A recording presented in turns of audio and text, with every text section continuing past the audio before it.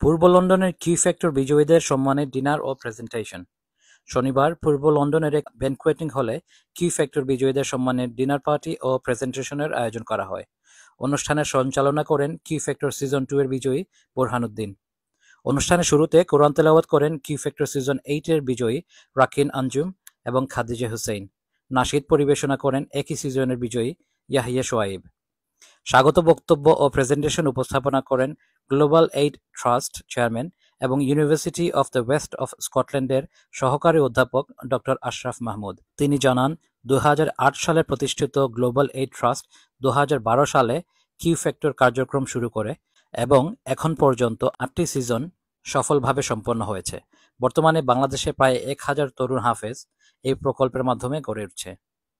অনুষ্ঠানের Q factor বিজয়ী নিজেদের অভিজ্ঞতা শেয়ার করেন। পাশাপাশি আলোচনায় অংশ নেন ইসলামী scholar Sheikh Abdur Rahman Madani, doctor Abdus Salam Azadi, doctor Abul Kalam Azad, doctor Akhtaruzzaman, হাফিজ মাওলানা শায়েখ আবু তাহের ও হাসান মঈনউদ্দিন। অভিভাবকদের পক্ষ থেকে বক্তব্য রাখেন জনাব কামাল হোসেন, রবিউল আলম ও লায়েক মিয়া প্রমুখ। ডক্টর আশরাফ মাহমুদ ভবিষ্যতের পরিকল্পনা তুলে ধরেন। কিউ ফ্যাক্টরকে আরও টেকসই করতে প্রাক্তন ছাত্রদের নিয়ে একটি নেটওয়ার্ক গড়ে তোলার উদ্যোগ নেওয়া হবে। কিউ ফ্যাক্টর আমাদের জন্য একটা এডুকেশনাল প্রজেক্ট গ্লোবাল এইড ট্রাস্টের পক্ষ থেকে।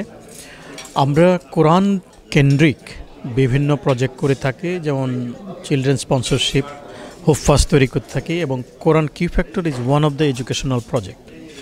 এই প্রজেক্টের মাধ্যমে আমরা যেটা অ্যাচিভ করতে চাই, এই দেশের বাচ্চাদেরকে সেকেন্ড জেনারেশন, থার্ড জেনারেশন, তাদেরকে কোরআনের সাথে সম্পৃক্ত করতে চাই, কোরআনের আলোতে যাতে তারা আলোকিত হয়। আর আজকে যেটা হলো কিউ ফ্যাক্টর অ্যালামনাই প্রোগ্রাম, একটা নেটওয়ার্ক তৈরি হলো। এই কিউ ফ্যাক্টর যারা উইন করছে এই পর্যন্ত 1 থেকে 8টা সিজনে প্রায় 49 জন, এই 49 জনের মধ্যে তাদের দিয়ে একটা কিউ ফ্যাক্টর অ্যালামনাই নেটওয়ার্ক তৈরি করা হলো। এর মাধ্যমে নতুন যাত্রা শুরু হলো, যাতে করে নতুন যারা এই থার্ড জেনারেশনের, সেকেন্ড জেনারেশনে যারা আছেন, তারা এটার লিডটা নেবে।